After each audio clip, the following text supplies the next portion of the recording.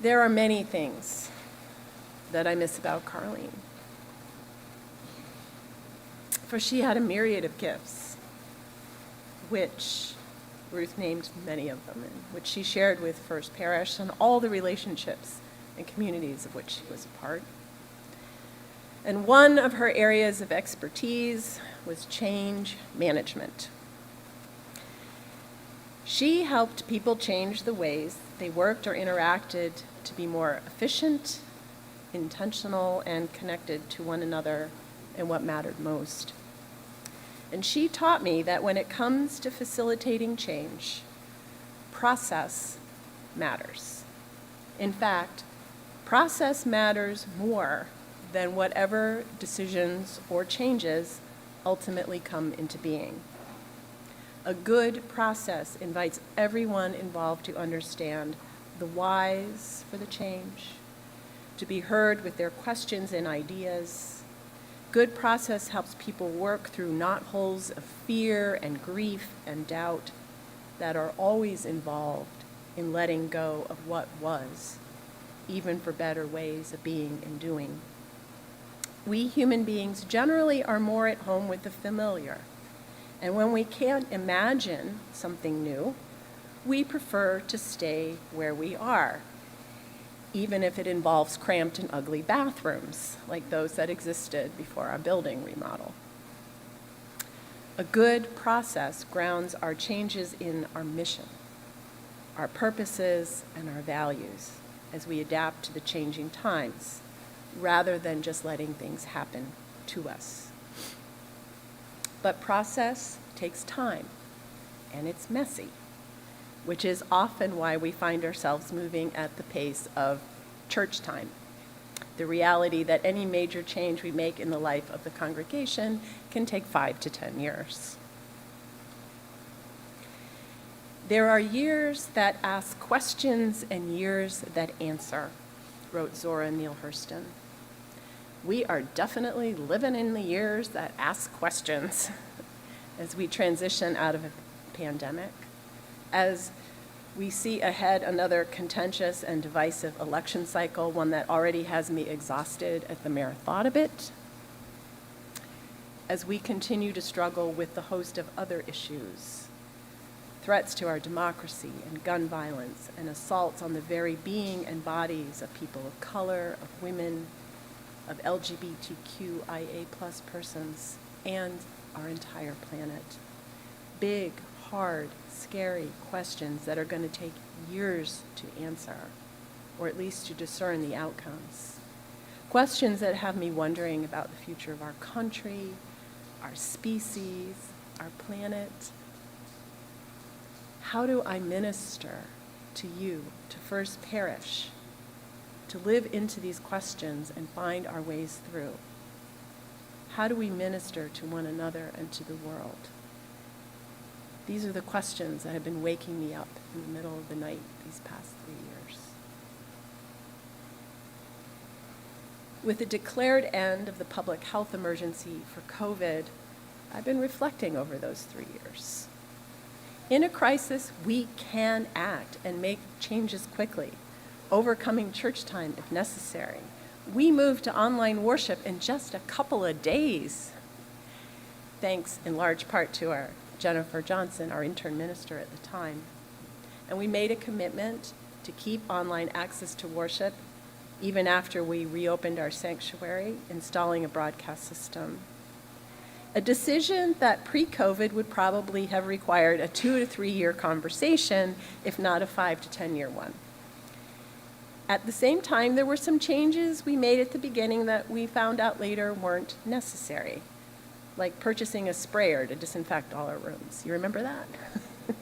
We used to wash our groceries. Visiting other sanctuaries and reading all the articles from congregational experts, I've seen changes around worship and technology that we have not implemented, or at least not yet, like putting up screens in our sanctuary, or creating multimedia slideshows to accompany worship.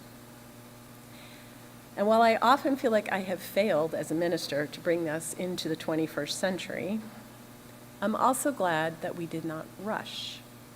I'm seeing now that sustaining such changes requires increased investments of time and talent and treasure at a time when we are not sure exactly what we have in that regard.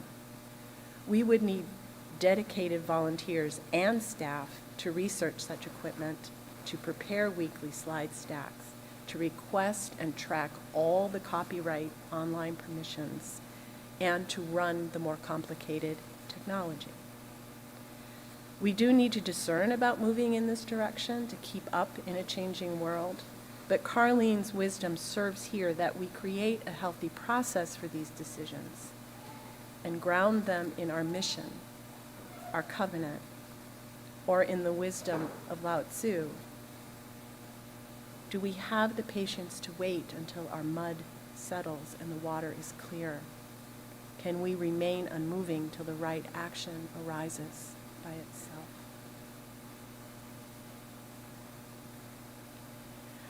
I would like credit for getting halfway through this sermon without using the word liminal. But you knew it was bound to come up. We are still living betwixt and between what was and what wants to emerge. Our lives have changed, and thus our congregation too. We've all aged 3 years. We have fallen out of the rhythms and routines that involved us in-person only congregational life. Other commitments have taken over. People have moved away, while others have chosen to attend other congregations or to leave Unitarian Universalism altogether. And it's only in the last year that we have started to see new people join us and stay. Whole committees have disappeared, and we have had trouble recruiting people to fill offices, our elected offices. We are a smaller congregation with busier members who cannot commit to serving 3 years on a committee that meets on a weeknight. That said, I see places of energy. For example, the choirs, including our youth choir, or faith formation offerings that Dolores has put together, like Cook, Eat, and Chat, or the Trusting Change course. The faith and action ministries, like the Welcoming Congregation Committee's Town Hall event for Trans Visibility Day, the interfaith group that Diana Cohen organizes to settle refugees in Lowell through the International Institute of New England, or our partnership with the New Bethel African Methodist Episcopal Church in Lowell to sponsor the Can We Talk Trauma Recovery Group. So I try to pay attention to those places and ask why. What's drawing us to them? And what can we learn about what calls to us now and how we want to be together? Do we have the patience to wait until our mud settles and the water is clear for the right actions to arise? To allow all the noise, demands, and fears around us to quiet long enough for us to connect to our North Star, our essential purpose, our values, our faith. Meeting change intentionally means being creative, imagining beyond what we know. It means being curious, asking questions rather than having the answers, grounded in the way we have always done things. And at some point in the process, we have to stop waiting and watching that glass of water settle and move out of our stillness toward that right action. Carlene taught me to map out mileposts in change management. Name the issue, educate about the whys, ground them in our purpose, listen and learn from the perspectives of everyone, reevaluate, reimagine based on what you learn, and then make a decision. This part of the creative process requires courage. As Catherine Butler Hathaway said, I would sort out all the arguments and see which belonged to fear and which to creativeness, and other things being equal, I would make the decision which had the larger number of creative reasons on its side. I think it must be a rule, something like this, that makes jonquils and crocuses come pushing through cold mud. This past week, I was in Minneapolis to attend the Festival of Homiletics, an annual gathering of mostly Protestant clergy from around the country and the world to listen to some of the premier preachers and teachers of worship on the theme this year of preaching hope for a weary world. Wow. I'm still in a bit of a daze from the powerful, inspiring, and challenging sermons and lectures I heard, 16 of them in 4 days. It's going to take me some time to process all that I learned, but some themes did emerge. One is that we are not alone. We are not special, sorry. We are not alone in the challenges we are facing coming back from the pandemic. And we're actually doing pretty well, all things considered. Your commitment to our beloved community is real and meaningful. I am very grateful for that. I also heard that we are living in a time when the fastest growing religious group is the nuns, N-O-N-E-S, and the duns, people who have no religious affiliation or involvement. I heard that there is a lot of anxiety and despair in our country and in the world around all the storms of otherism, as the Reverend Dr. J. Augustine called them, the proliferation of wedge issues used to tear us apart, to see only the other in those who are really our neighbors, if we truly believe that we are human together, that we are all beloved of the divine or the spirit of life, that we are all made in the sacred image. My husband Josh shared with me an article from The Economist, of all places, entitled "The Power of the Pew," that discussed research by several economists around rising mortality among middle-aged whites due to what they called deaths of despair, drug overdoses, alcohol-related illnesses, and suicides. One study by Tyler Giles, Tamar Ustrom, and Daniel Hungerman showed that deaths of despair are significantly lower among groups of people who were actively involved in faith communities. It didn't matter if the community was conservative or liberal or what religion or denomination, but that people were engaged in a community where making meaning was at the heart. Making meaning together was at the heart. The article says, strikingly, the study found that private prayer was not linked to lower deaths of despair. This suggests that the risk reduction stems not from belief, but from the interpersonal connections that organized religion provides.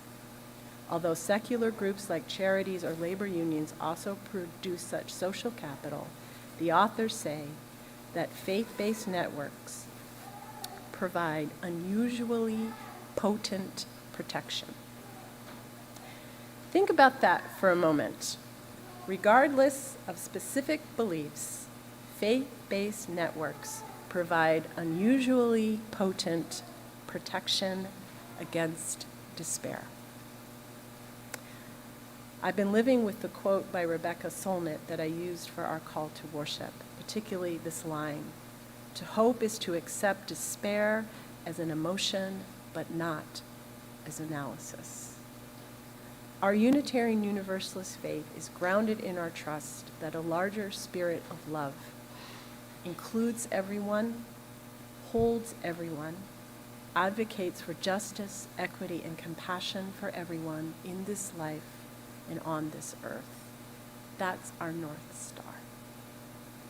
Our mission is to gather for worship, mutual care, faith formation, and service to the common good.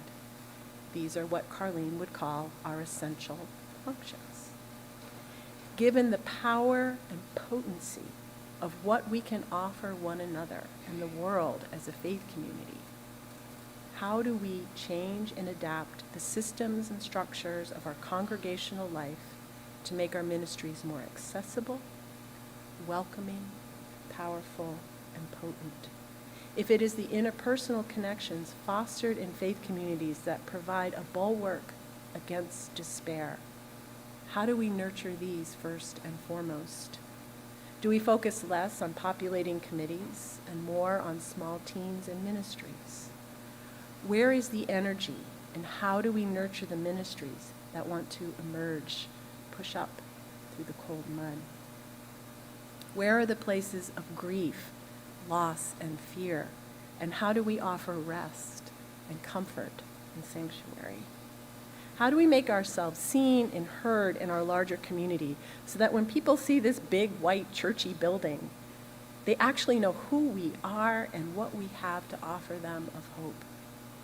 How do we embody the message of hope and love for this life and this earth that brings people together amidst the storms of otherism that are raging right now?